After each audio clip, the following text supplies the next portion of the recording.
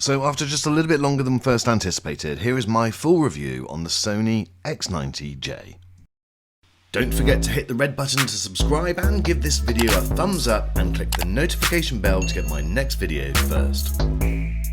Okay, so forever ago it seems we did the unboxing and first setup of the Sony X90J. This is a TV that we paid full retail value for, and it was going to be pride of place in our living room, and so therefore what happens next is all the more frustrating. Anyway, we did the unboxing video and that went fine, and I'll leave a link in the description. But then it coincided with the European Championships, and I don't know whether you remember, those of you in the UK definitely will, that England got to the final, and I thought I'll have some friends around and I'll bring down my projector screen. So this is a 100-inch screen, and that wasn't a good idea because when I put it back, as you can see, for some reason in transit it had fallen and unfortunately the screen was broken. As this was quite an expensive TV, I think I paid around £1,800 or £1,700 for it at the time, I decided to claim on my home insurance and I had to wait for that to be processed. Then I had other projects and things, and so therefore there has been a delay. And I do apologise, and many of you in previous videos I've done recently have commented on where is this video. So here it is. So one of the first reasons for getting this TV was the fact that its reflection handling was supposed to be pretty good, and it is. This room that the TV is in now has got patio doors directly opposite it. It also got a window to the left, and behind the camera there's a window to the right. So it's a really, really bright room that suffers incredibly badly from reflections. An OLED TV just would not cope in this room. Believe me, I've tried it, and I love OLEDs. I've got quite a few of them, and so therefore it's all about location on where you put the TV, which depends on what type of TV is right for what room. So one of the best bits of advice I can give if you're considering buying a TV is really consider the environment that you're going to be putting it in. An OLED is great in a darker room, not opposite a window, but if you have got brightness in the room, well then consider something like this.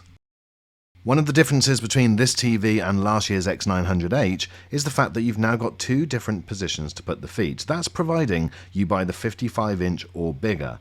The 50-inch model still only has the single position, so do bear that in mind. And I think some other reviewers have not noticed that and therefore thought that it only had one position. But it does have two, providing you're getting 55 inches or above.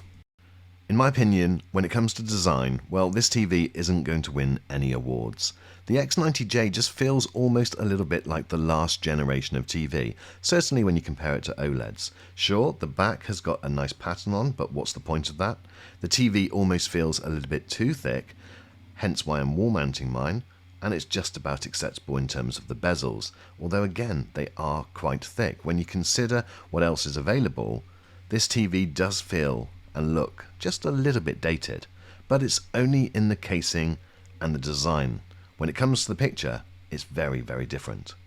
Connections on the back, well, there are 4 HDMI ports. 2 of these have 4K at 120Hz, although do bear in mind that the third one, which is a 4K at 120Hz, also has to double up as your eARC, or your audio return channel. Sony are renowned for producing exceptionally colour accurate TVs, and with this VA panel, the X90J, well, it's no different. The colours are exceptional. Pre and post calibration figures were almost identical. There wasn't a lot in it, and as you can see from this imagery, there is like a different richness, a different quality without it being oversaturated. What's your thoughts? How do you think this TV looks? As I mentioned, this is a VA panel, and so therefore you do get some darkening once you're off on extreme angles, but believe me, you need to be really extreme for it to be noticeably different, and providing you're sat in a normal room, you're not going to have any problems with this TV. Overall, screen uniformity on the Sony X90J is very good indeed. Although the same thing happened with the X900H from last year, the 4 extreme corners do seem to suffer, and they are noticeably darker than the rest of the screen. Now, the reality is, in a normal scene, you don't tend to notice, only in a few. When it came to DSC, there is no obvious banding. It's a pretty clean screen. I'm very happy with this VA panel. With full array local dimming, albeit with just 24 dimming zones, this TV definitely handles black levels better than its predecessor, the X900H. However, in my opinion, I think it suffers from blooming a little bit worse, so it depends on whether you're susceptible to that, but black levels for me probably is more important than an odd little bit of blooming on only very rare occasions, and so therefore I would take that. Certainly that, coupled with the extra HDR brightness, which is around about 800 nits, is definitely overall a better package than its predecessor. Now in just a second I'll give you an example of blooming at its worst, but please do bear in mind that we've cranked the ISO up on the camera, and so therefore it is definitely far more exaggerated than what it would be in reality. You can see from these normal scenes there isn't really a problem, there's a touch of blooming that you can pick up. However, if I was to run this test, it looks absolutely awful, but please be rest assured it is nowhere near as bad as this. It just obviously is accentuated on this little test.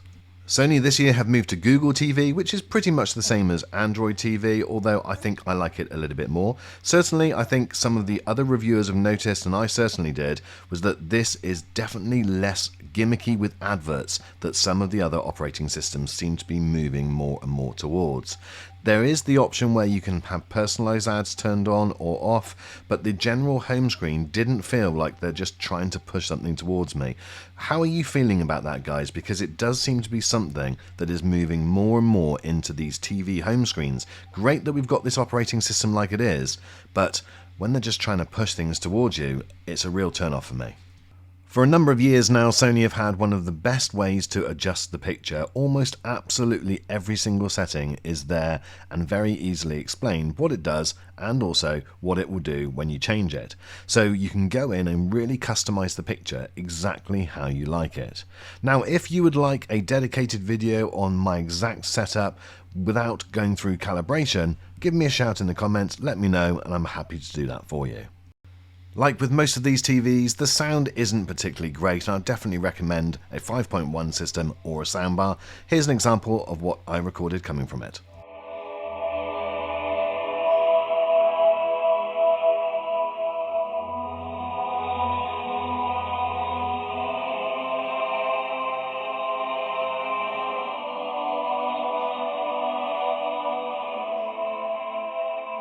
So I know it's difficult to tell unless you're listening to it with some good earphones on, but it gives you an idea. Overall, it just sounds a little bit tinny because it's not able to generate very good bass.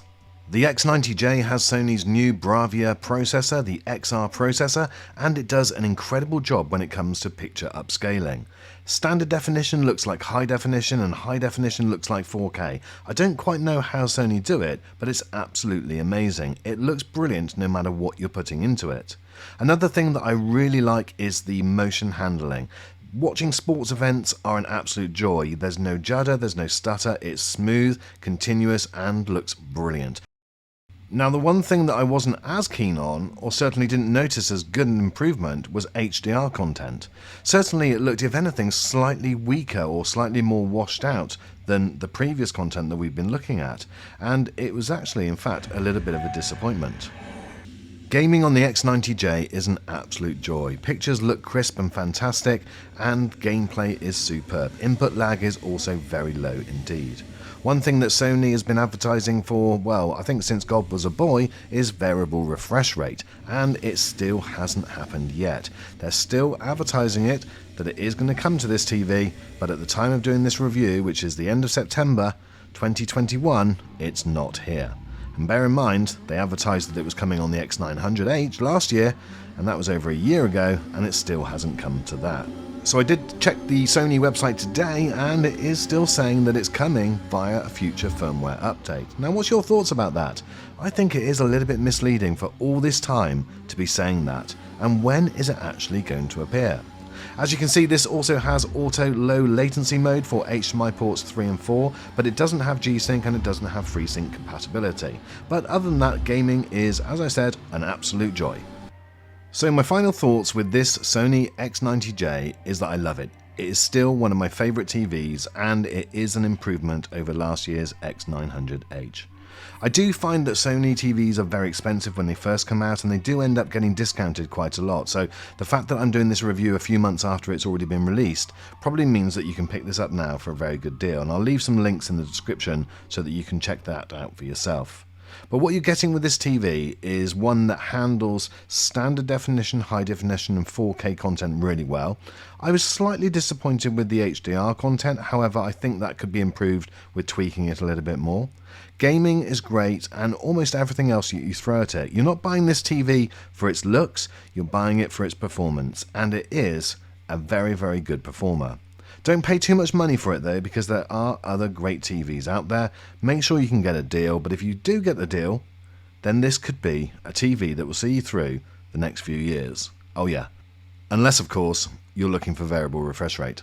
Guys, that's it for me. I hope this video has been worth the wait. If it has, please do consider giving it a thumbs up and subscribe, and I look forward to seeing you on the next review.